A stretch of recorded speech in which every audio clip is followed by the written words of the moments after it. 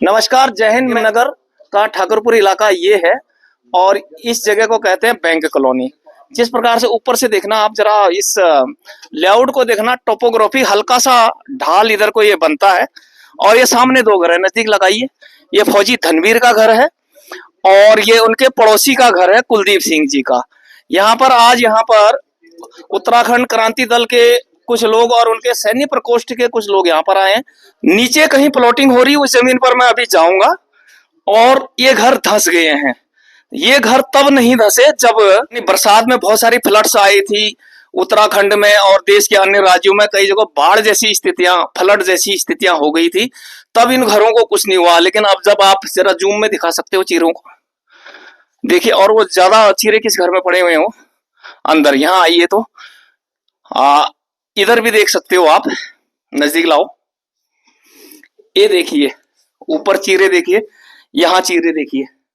तो जब नीचे से भूमि कटेगी, अभी जब मैं जमीन पे जाऊंगा आपके समझ आ जाएगा कि मैं कहना क्या चाह रहा हूँ। ऊपर देखिए, इस तरह से चीरे। ये जैसे जैसे हम बाहर की तरफ यानी जमीन के कटाव की तरफ जाएंगे तो ये इस तरह से धंसनी शुरू होगी। चलो बाहर आइए जरा। ये देखिए, इन्होंने ये घर छोड़ दिया है। जरा अंदर आइए। इसलिए छोड़ दिया कि ये कटाव के एकदम नजदीक है। जब मैं कटाव के नजदीक जाऊंगा आपके समझ आ जाएगी। ये चीरे देखिए जरा, इनको ठीक से दिखाइए जूम में। इन दीवारों को दिखाइए और अंदर आइए। क्या ये घर रहने लायक है? इनने घर खाली कर दिया है क्योंकि ये कभी भी गिर सकता है। जरा दिखाइए, अंदर आइए। यहाँ थोड़ा डर भी लग रहा है। ये देखिए, टोटली ये धंस गया है। अब यहाँ ये रहने लायक तो रहा नहीं। तो इस प्रकार का यहाँ पर एक, इन्हीं लोगों से पूछेंगे कि आखिर ये सामने नीचे, जैसा मैं बार बार आपको बता रहा हूँ, जरा इनको भी दिखाइए। जमीन पे मैं तब जाऊंगा, आप सारी तस्वीर आपके समझ आ जाएगी। पहले इन घर के लोगों से ही जरा मिलते हैं। यहाँ पर जैसा कि नीचे ठाकुरपुर गांव है, फिर ये हो सकता संभव तो कुछ जमीनें इसमें, जैसा सुनने में आ रहा है कि खाता 34 की हो सकता है कि ये ग्राम समाज की भूमि भी हो। उसके बाद ये नलकूप की भूमि है 7 फीट करीब। इन सबको काट कर किसी ट्रोपोग्राफिक फॉर्म को, जैसे देखिए धरातली बनावट जिसे कहते हैं, इस क्षेत्र को दिखाइए। हल्का ढाल जैसा है ढाल जैसा। तो इसी प्रकार ये रहा होगा। क्या आप अपने संज्ञान से, घर टूटा किस कारण टूटा उस पर बाद में जाएंगे। पहले ये बताए, किसी को भी सरकारी संपत्तियों को तोड़ने का, नहरों को तोड़ने का या किसी प्राकृतिक बनावट को बदली कर देने का कोई एनओसी होती है या रक्षण विभाग का या संबंधित विभाग, क्या कहीं से एनओसी नहीं लेनी पड़ती होगी? बिल्कुल सर, लेनी पड़ती है। क्यों नहीं लेनी पड़ती है? लेकिन ये तो डिपार्टमेंट का काम है ना, देखना कि कहाँ क्या चल रहा है। उसको हम कैसे रोक सकते हैं? या हम ये डिपार्टमेंट ने नहीं देखा, आपने डिपार्टमेंट को चेताया। उसके बावजूद आपको क्या, कहाँ से क्या जवाब मिला या क्या आश्वासन मिला, उसे बताइए। हम डीएम साहब से मिले हैं। डीएम साहब को अपने बारे में सारी चीजें हमने बताई है। हम क्या नाम है, एडीएम साहब को मिले हैं। एडीएम साहब को सारा बताया है हमने इस बारे में। एमडीडीए को हमने इन्फॉर्म किया हुआ है। नलकूप को हमने इन्फॉर्म किया हुआ है। ठीक है, पुलिस में हमने इन्फॉर्म किया हुआ है। अब इसके बाद में जो बचे हुए विभाग है जी, उनको भी इन्फॉर्म करेंगे, है ना। लेकिन अब तक जी सर, अब तक कोई सरकारी नुमाइंदा, कोई एक्शन, इस भूमि की तस्दीक, कोई फाइल बनी, इन पर कोई एक्शन हुआ, या फिर जिसकी लाठी उसकी भैंस चल रहा है? हाँ जी साहब, हुआ ना, बिल्कुल हुआ। जल संस्थान के ये पाइप पूरे टूटे हुए हैं, हमने फोटो दे ही रखी है।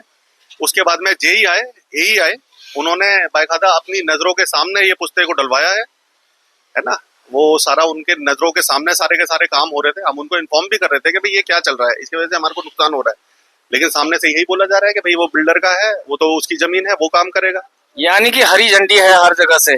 कल को मैं मसूरी का पहाड़ गिरा दूं, इस साउंड नदी का रुख मोड़ दूं, किसी तालाब को भर दूं और कहीं पर भी प्लॉटिंग बना दूं, क्यों मैं भाई का आदमी हूँ, रसूखदार हूँ और ऊपर तक मेरी पहुंच है, संतरी से मंत्री तक मेरी पहुंच है, तो मैं कुछ भी कर सकता हूँ। बिल्कुल साहब, हो रहा है ऐसा। आप पूरे उत्तराखंड को देख लीजिए। हम तो अपनी नजरों के सामने देख ही रहे कि जो भी चल रहा है। क्योंकि इतने विभागों को इन्फॉर्म करने के बाद में आज तक उधर एक बार किसी विभाग का कोई एक्शन नहीं हुआ, तो उसका तो मतलब यही लगता है। सवाल किसी एक व्यक्ति का नहीं है, सवाल सामाजिक बुराई का है कि उत्तराखंड में दो चीजें बहुत पनप रही। मैं साफ साफ अपने कैमरे के सामने कहता हूँ, प्लेन एरिया में किसी भी भूमि को, चाहे जंगल है, राजाजी पार्क है, गधेरे हैं या मसूरी के पहाड़ हैं, उनको काट के रिसोर्ट बना दो, भूमियों को कब्जा लो, जनता जाए भाड़ में। और ठीक इसके विपरीत पहाड़ों में क्या हो रहा है, जहां से आप लोग पलायन होके आए या जो आपके पूर्वजों की घर है, वहां अतिक्रमण जानवरों का है, यहाँ अतिक्रमण माफियों का है। अब इस हालतों से निपटने के लिए पहले स्टेज नंबर 1 ऐसी जब स्थिति होती है तो आप लोगों का स्टैंड क्या होना चाहिए एज ए उत्तराखंड क्रांति दल, आप सैनिक प्रकोष्ठ के भी हैं? देखिए, ये तो सरे आम मनमानी है, बिल्कुल मनमानी वाला काम है। हम सैनिक उत्तराखंड क्रांति दल के सैनिक प्रकोष्ठ का अध्यक्ष हूँ मैं सैनिकी से मतलब नहीं रखता हूँ। हमारा पूरा उत्तराखंड में जितने भी सैनिकों के साथ या अन्य लोगों के साथ कोई भी गलत काम होता है और गलत कार्रवाई हो रही है तो हमारा काम है कि उस पर विचार करना, सरकार को चेताना। डीएम साहब, एसडीएम साहब, सारी कार्रवाई हम करेंगे। हम एक बार तो वो कार्रवाई उन्होंने पर्सनल कर लिया, आप दोबारा दबाव बनाओगे? बिल्कुल करना पड़ेगा, उसके अलावा हमारे पास क्या चारा है, आप बताइए। फिर भी नहीं माना गया और भाई के लोग हैं नहीं हिले वो, जैसा उनका सुनने में आ रहा कि आप चाहे उत्तराखंड क्रांति दल आए, चाहे गौरव सेनानी आए, सैनिक आए, होने वाला कुछ नहीं है, क्योंकि आज तक भी कुछ नहीं हुआ। हम जनता को जो है इसके बारे में जनता के संज्ञान में इस बात को डालेंगे कि आज की डेट पर आप देखिए ये कंडीशन उत्तराखंड में हो गई है। ऐसा चाहे तो कोई जो है मनमानी से जो है किसी के मकान भी गिरा सकता है, ऐसा हो सकता है। गिर ही गया, गिरा। टोपी पहन रखी है उत्तराखंड क्रांति दल की, क्या पहल इसी प्रकार से होता रहा तो 2047 में जब स्वर्णिम युग आएगा, 100 साल आजादी के हो जाएंगे, तो क्या हमारी आने वाली पीढ़ियों के लिए कुछ बचता? अभी तो मैं ये समझ रहा हूँ कि जिस प्रकार से हमारा उत्तराखंड का हाल हो चुका है, हो रहा है, चाहे पहाड़ों से लेकर के हो और यहाँ पे भूमाफियों से लेकर के हो, तो ये तो आने वाले तो स्वर्ण प्रदेश बोल रहे हैं, मगर ये तो कुछ होने वाला नहीं अगर हम लोग अभी भी नहीं समझे। देखो, एक सैनिक जो कि अपनी सीमाओं पे ड्यूटी कर रहा है, मैं पूरे सैनिक प्रकोष्ठ उत्तराखंड क्रांति दल का उपाध्यक्ष भरत सिंह राणा आज यहाँ पे दावा करता हूँ कि इस सैनिक को न्याय दिलाने में मेरा पूरा सैनिक प्रकोष्ठ, चाहे वो डीएम के पास जाने पड़े, चाहे वो थाने का घेराव करना पड़े, तो हम अपने दल बल के साथ अपने सैनिक को पक्का न्याय दिलाएंगे। शासनिक, प्रशासनिक और लोकतांत्रिक तरीकों से जो संभव होगा आप सैनिक को न्याय दिलाने की कोशिश करेंगे। तो ये सेवारत सैनिक हैं, किसी भी दुश्मन को आप 1 इंच आगे नहीं बढ़ने देंगे, क्योंकि वहां पर आपके पास पावर है, पद है, हथियार है। यहाँ पर आप जहां गए वहां आपको आश्वासन दिया कि इसके पास जाओ, डीएम साहब के पास गए, उन्होंने कहा एडीजी के पास जाओ, एमडीडीए के पास जाओ, जल विभाग के पास जाओ, थाने में गए, थाने से बड़े प्यार से माफिया ही कहूंगा, नाम क्या है उनका, पहले उनके नाम का उल्लेख करें कि जिनकी ये प्लॉटिंग है। वो कीर्ति अग्रवाल करके हैं और उनका यहाँ पे ठेकेदार जो काम कर रहा था उसका नाम निजाम है। जी, निजाम है। हाँ जी।